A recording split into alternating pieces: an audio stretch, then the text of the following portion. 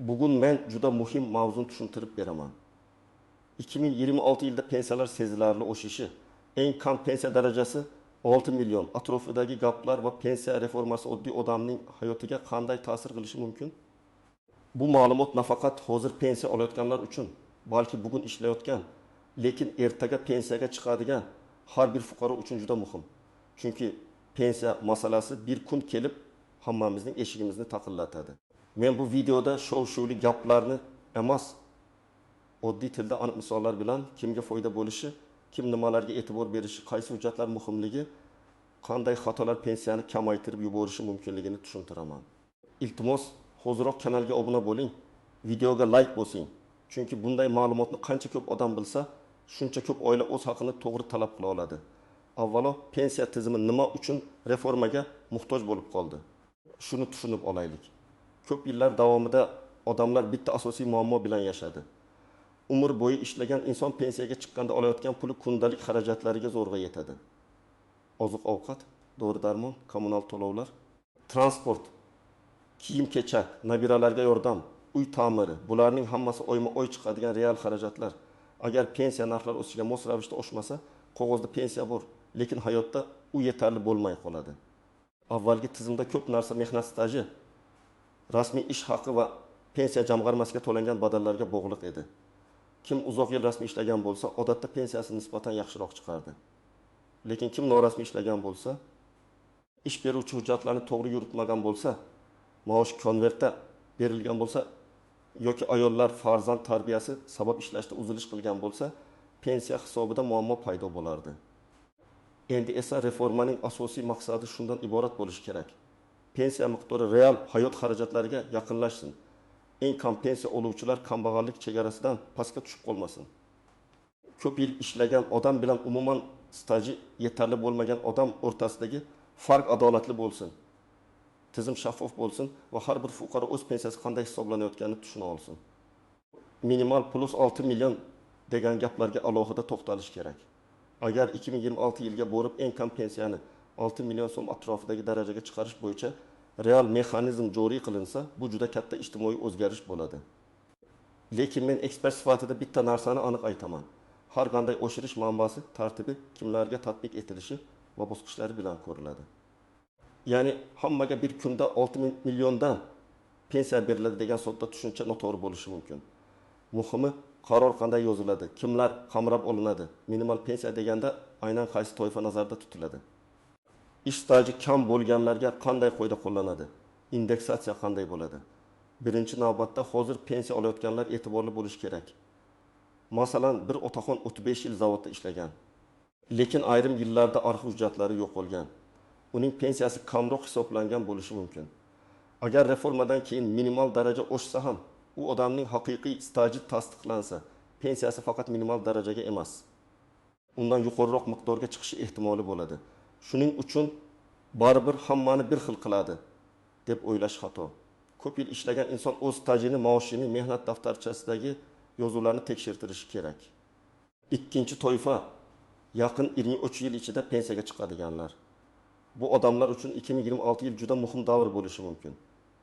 Chunki pensiya hisoblash paytida qaysi yilgi ma'lumotlar olinishi, ish haqi qanday ko'rsatilgani, soliq va ijtimoiy to'lovlar to'langan to'lanmagani katta rol o'ynaydi. Misol uchun, bir ayol 2026 yilda pensiyaga chiqadi. U 25 yil maktabda ishlagan, keyin 5 yil xususiy bog'chada ishlagan. Agar xususiy bog'cha uni rasmiy ro'yxatdan o'tkazmagan bo'lsa, o'sha 5 yil pensiya stajiga kirmasligi mumkin. Natijada u kutgandan kam pensiya oladi. Demak, hozirdan ish joy rasmiyligini tekshirish kerak. Uchinchi toifa, bugun 30-45 yoshda ishlayotganlar. Ko'pchilik pensiyaga hali bor deb o'ylaydi. Lekin pensiya bugun boshlanadi. Bugun sizga rasmiy maosh qancha yozilyapti, ertaga pensiya shunga qarab hisoblanadi. Agar siz 8 million so'm ishlab hujjatda 2 million ko'rsatilsa, pensiya tizimi sizni 2 million maosh olgan deb ko'radi. Ish beruvchi hozir pulingni berib turibmiz, keyin ko'ramiz desa, bu keyin sizning zararlaringizga aylanadi.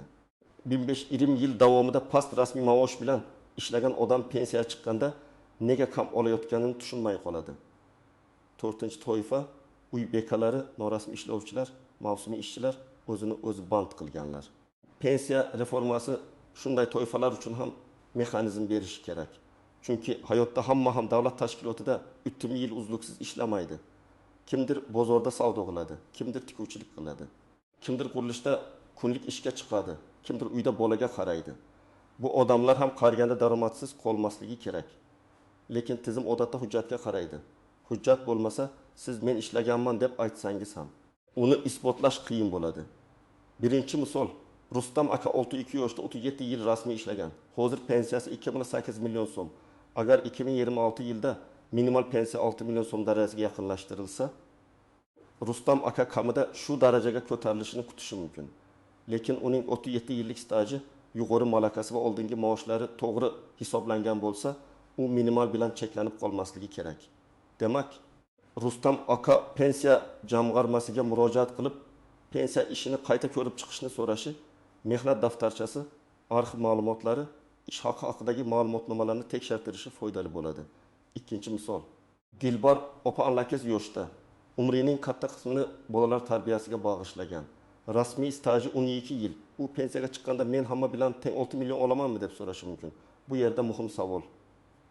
Reformada eng kam pensiya to'liq mehnat staji bo'lganlarga beriladimi? Yoki ijtimoiy nafaqa oluvchilarga ham shunday daraja belgilanadimi? Agar qonunchilikda staj talabi saqlansa, Dilbar opaning pensiyasi yoki nafaqasi boshqa formula bilan hisoblanishi mumkin. Shuning uchun bunday insonlar farzand parvarishi davri, rasmiy ishlagan yillari, o'zini o'zi band qilgan davrlari bor yo'qligini tekshirtirishi kerak. Uchinchi misol, Jamshid 40 yoshda ustachilik qiladi. Oyga yaxshi daromad topadi. Masalan, 10-12 million so'm. Lekin rasmiy daromadi yo'q. Bugun u o'zini erkin his qiladi, lekin 20 yildan keyin pensiya masalasida qiynalishi mumkin. Agar u o'zini o'zi band qilgan shaxs sifatida ro'yxatdan o'tsa, qonuniy to'lovlarni amalga oshirsa, bank orqali tushumlarni tartibga solsa, kelajakda pensiya huquqi kuchayadi. Aks holda men butun umr ishladim degan gapni hujjat bilan isbotlay olmasligi mumkin. 4-misol, Nodira xususiy firmada ishlaydi. Qo'liga 7 million oladi, lekin rasmiy maosh 20 million ko'rsatilgan. Bu juda keng tarqalgan muammo. Ish beruvchi soliqdan qochadi, xodim esa bugun indamaydi. Lekin ertaga kasallik varaqasi, dekret puli, kredit olish, pensiya hisoblashda aynan rasmiy maosh ko'rinadi. Agar 2026 yildan pensiya formulasi yanada raqamlashtirilsa, elektron bazadagi ma'lumot asosiy dalilga aylanadi. Shuning uchun Nodira hozirdan ish beruvchidan rasmiy maoshini haqiqiy daromadiga yaqinlashtirishni talab qilishi kerak. Endi ko'pchilik e'tibor bermaydigan nozik jihatlarga o'tamiz. Birinchi nozik jihat, pensiya oshadi degani har doim ham hammaga bir xil foizda oshadi degani emas. Davlat ko'pincha pensiyalarni indeksatsiya qiladi, ya'ni inflyatsiya. Byudjet imkoniyati ijtimoiy ehtiyojlardan kelib chiqib oshiradi. Lekin minimal pensiyani oshirish alohida masala. Mehnat pensiyasini qayta hisoblash alohida masala. Nafaqalarni oshirish yana alohida masala. Shuning uchun yangilik eshitsangiz, unda kimlarga, qachondan, qaysi miqdorda, qaysi shart bilan degan so'zlarni izlang. Ikkinchi nozik jihat staj yetarliligi. Ayrim odamlar 25-30 yil ishlaganman deb o'ylaydi. Lekin rasmiy hujjatda 12 yil chiqadi. Sababi ish joyi yopilgan, arxivga topshirilmagan, mehnat daftarchasidagi muhr xira, buyruq raqami yo'q, tashkilot nomi o'zgargan. Harbiy xizmat yoki o'qish davri noto'g'ri kiritilgan bo'lishi mumkin. Bitta yil ham ba'zida pensiya miqdoriga ta'sir qiladi. Ayniqsa minimal talab chegarasida turganlar uchun bu juda muhim. Uchinchi nozik jihat arxiv muammosi. Eski kolxoz, sovxoz, zavod, tikuv fabrikasi, qurilish tresti, mahalliy tashkilotlarda ishlaganlar ko'p hollarda hujjat izlashga majbur bo'ladi. Kimdir men o'sha yerda ishlaganman, hamma biladi deydi. Lekin pensiya organi hamma biladi degan gap bilan ishlamaydi. U hujjat so'raydi. Shuning uchun arxivdan ma'lumotnoma olish, sobiq ish joyining huquqiy vorisini topish, tuman arxiviga murojaat qilish kerak bo'ladi. 4-chi nozik jihat, pensiyani qayta hisoblatish huquqi. Ko'pchilik pensiyaga chiqqandan keyin bo'ldi, endi o'zgarmaydi deb o'ylaydi. Aslida yangi hujjat topilsa, oldin hisobga olinmagan staj tasdiqlansa, ish haqi bo'yicha qo'shimcha ma'lumot taqdim etilsa, ayrim holatlarda pensiyani qayta hisoblatish mumkin. Men har doim aytaman, agar siz pensiyangiz adolatsiz kam deb hisoblasangiz, shunchaki shikoyat qilib yurmasdan. Avval hujjatlarni yig'ing, keyin yozma murojaat qiling. 5-chi nozik jihat ishlayotgan pensionerlar. Ba'zi pensionerlar pensiyaga chiqqandan keyin ham ishlaydi. Reformada bunday insonlar uchun alohida tartib bo'lishi mumkin. Ishlash davomida to'langan badallar keyinchalik pensiyani oshirishga ta'sir qiladimi? Qayta hisoblash qachon amalga oshiriladi? Ish beruvchi to'lovlarni to'g'ri o'tkazyaptimi? Bularni bilish kerak. Ishlayotgan pensioner men baribir pensiya olaman deb rasmiylashtirmasdan ishlasa, keyingi qo'shimcha huquqlardan mahrum bo'lishi mumkin. 6-nozik jihat nogironlik pensiyasi. O'quvchisining yo'qotganlik pensiyasi va yoshga doir pensiya bir xil emas. Odamlar ko'pincha bularni aralashtirib yuboradi. Agar minimal daraja oshsa, qaysi turdagi pensiyalarga tatbiq etilishi juda muhim. Masalan, nogironligi bo'lgan shaxslar uchun dori-darmon xarajatlari yuqori bo'ladi. O'quvchisini yo'qotgan oilalarda esa bir nechta farzandning ehtiyoji bor. Shuning uchun reformada ijtimoiy adolat tamoyili kuchli bo'lishi kerak. 7-nozik jihat narxlar o'sishi. Agar pensiya 6 million bo'lsa-yu, narxlar ham keskin oshib ketsa, real foyda kamayadi.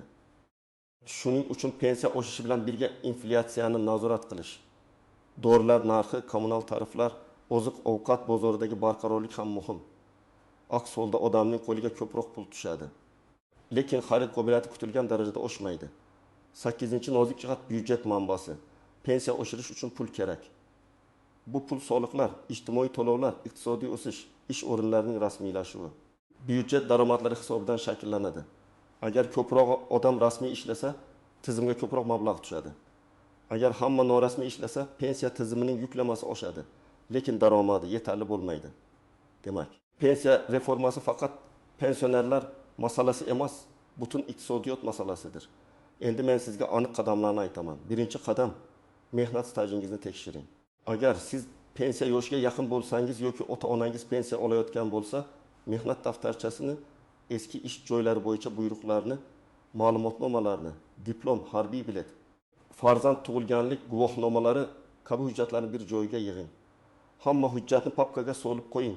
Chunki kerak paytda hujjat topilmasa, jarayon cho'ziladi. Ikkinchi qadam, rasmiy maoshingizni tekshiring. Hozir ishlayotgan bo'lsangiz, ish beruvchidan siz uchun qanday maosh ko'rsatilayotganini bilib oling.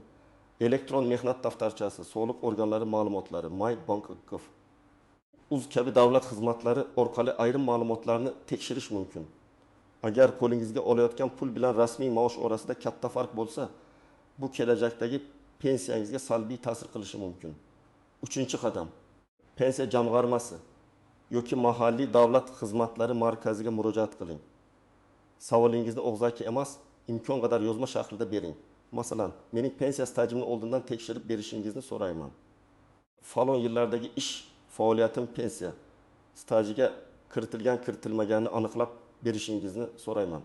Pensiyamni qayta hisoblash imkoniyatini ko'rib chiqishingizni so'rayman. Yozma murojaat bo'lsa, unga javob berilishi kerak. 4-qadam, arxiv ma'lumotlarini oldindan izlang. Eski ish joyingiz yopilgan bo'lsa, tuman yoki shahar arxiviga boring.